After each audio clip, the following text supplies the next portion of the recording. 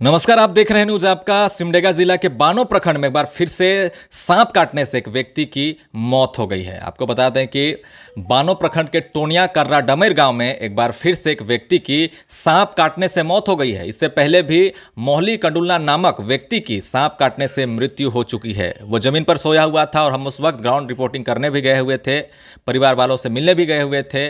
और उस कर्रा डमेर गांव तक पहुंचने के लिए कोई भी पुल पुलिया का सुविधा नहीं है। लकड़ी का पुल बनाकर ग्रामीण गांव तक पहुंचते हैं और यही कारण रहा कि झाड़ फूक में देर हुई और पुलिया पार करने में देर हुई और उसकी मोहली कंडुलना की पहले मृत्यु हो जाती है। लेकिन एक बार फिर से उसी के घर के बगल में भी एक कराए सांप के द्वारा, जिसे आप तस्वीरों में देख सकते हैं, ये वही सांप है जिसके काटने से उस व्यक्ति की काफ़ी ज़्यादा गंभीर स्थिति बन जाती है।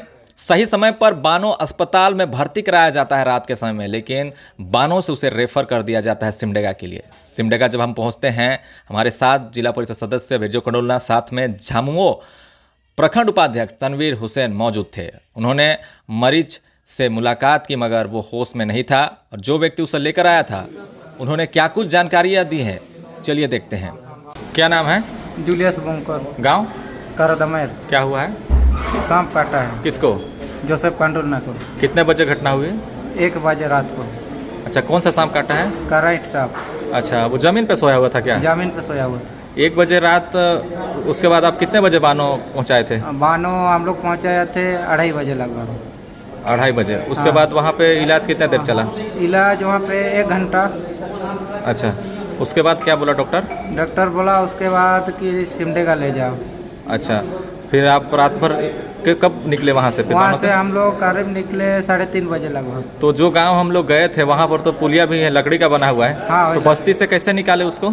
उसको मोटरसाइकिल में बैठा के लाए इधर और वहाँ से बोलेरो आया और बोलेरो में बैठा के यहाँ बानो पहुँचाया। बानो से इधर एम्बुलेंस में। तो अभी क्या डॉक्टर क्या बोल रहे हैं? अभी डॉक्टर बोल रहा है कि ना संभव है, रांची ले जाओ बोल रहा है। अच्छा, क्या क्या इलाज चला अभी यहाँ? यहाँ तो वही दवा पानी चढ़ाया। अच्छा, बस उतना ही। अभी डॉक्टर हाथ खड़े करते हैं कि आगे लेके जाइए बोल के? हाँ, आगे लेके जाइए बोल के। अच्छा, ठीक। आपको बता दूं कि इस तरह के मामले वो भी 21वीं सदी में हो रहे हैं, जहां पर सांप काटने से किसी व्यक्ति की मौत हो जा रही है। काफ़ी शर्मनाक घटना है।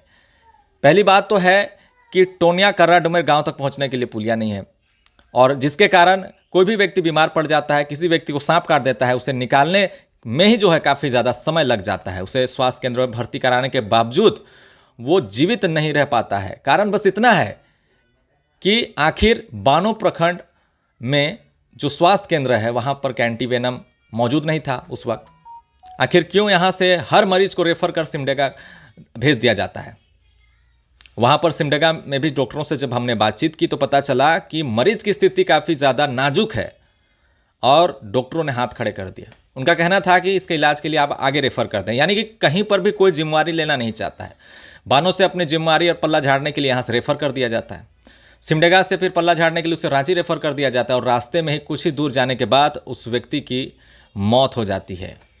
इस विषय पर झामू प्रखंड उपाध्यक्ष ने क्या कुछ कहा है, चलिए देखते हैं।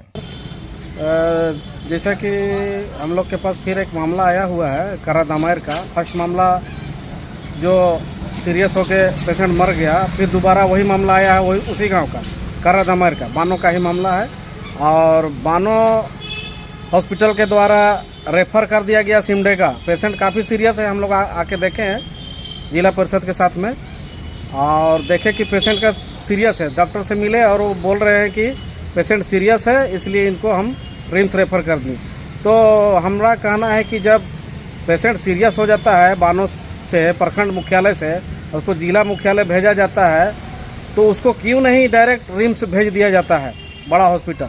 ये बहुत दुखद निर्णय लेने में डॉक्टर लोग का ये गलत निर्णय होता है। टाइम का बचत होता है, डायरेक्ट अगर रिम्स चल जाता तो इलाज होता बढ़िया से।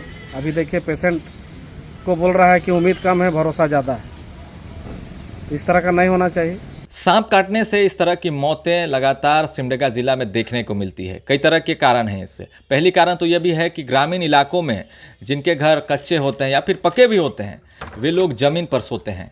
ये जो कराए सांप देख रहे हैं वो हमेशा घरों में जो है वो दाखिल हो जाता है और जो भी व्यक्ति ज़मीन पर सोया होता है उसे वो काट देता है और काटने के कुछ घंटों के बाद अगर सही रूप से इलाज नहीं कराया गया तो उसकी मौत हो जाती है। सर्पदंश की घटना सिमडेगा जिला में कोई नई बात नहीं है। इससे पहले भी कई मामले आ चुके हैं और लगातार आते हैं। बरसात के समय में इस तरह के मामले बढ़ जाते हैं।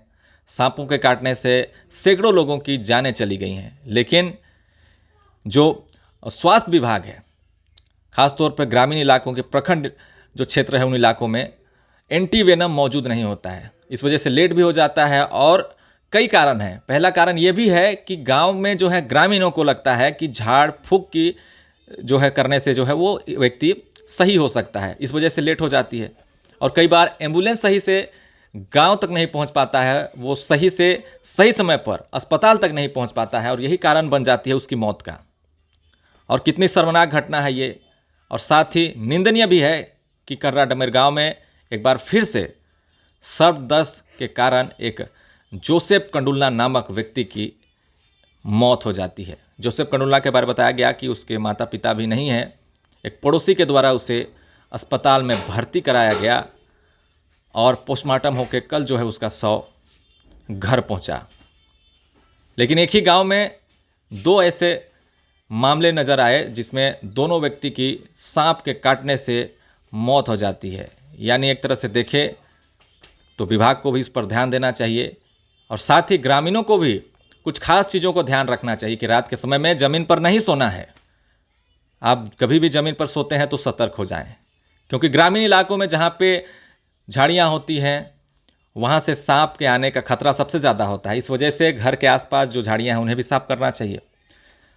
कुछ चीज़ों का छिड़काव करना चाहिए। छोटी छोटी चीज़ों को अगर आप मद्देनज़र रख कर रहेंगे तो इस तरह की सर्पदंश की घटना नहीं देखने को मिलेगी। और स्वास्थ्य विभाग को भी एंटीवेनम जो है रखना भी चाहिए और तुरंत उपचार हो सके ऐसी सुविधा लोगों को देनी चाहिए। नहीं तो ऐसे मामले लगातार बढ़ते जाएंगे और ऐसे ही कई लोगों की मौत का सिलसिला जारी रहेगा। फिलहाल अभी के लिए बस इतना ही। देखते रहिए न्यूज़ आपका। धन्यवाद।